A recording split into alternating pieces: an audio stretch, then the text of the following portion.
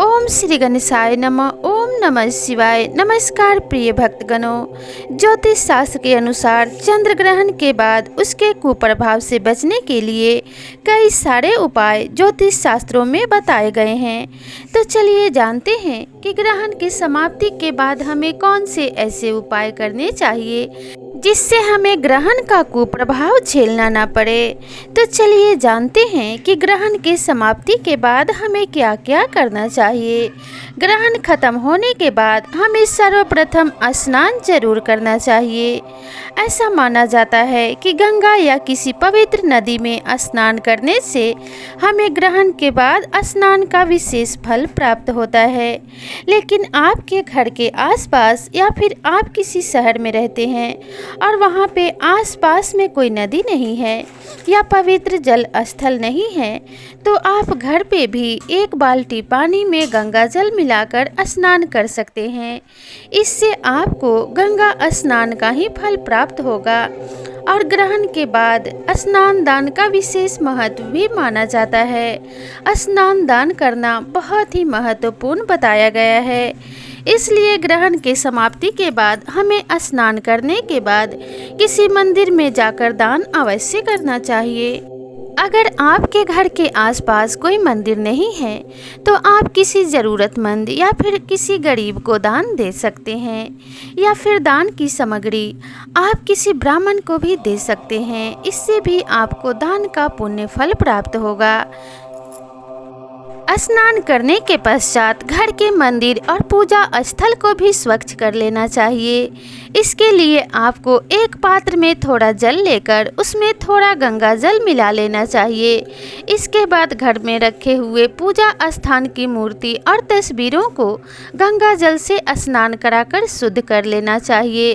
और सभी धार्मिक पुस्तकों पर भी आपको गंगा जल का छिड़काव करना चाहिए।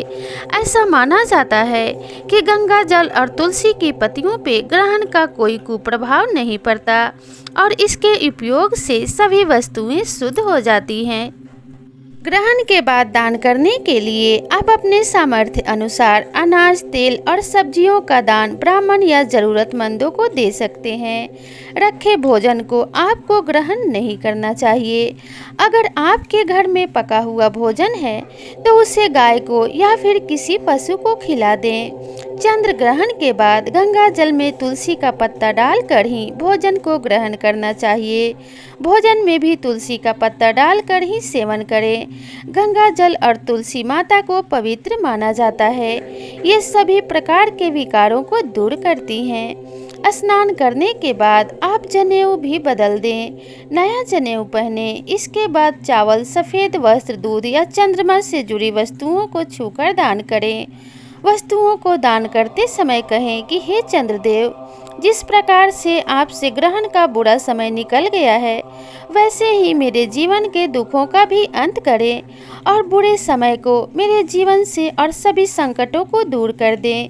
जीवन में सुख और समृद्धि आए, ऐसी मुझ पे कृपा करें।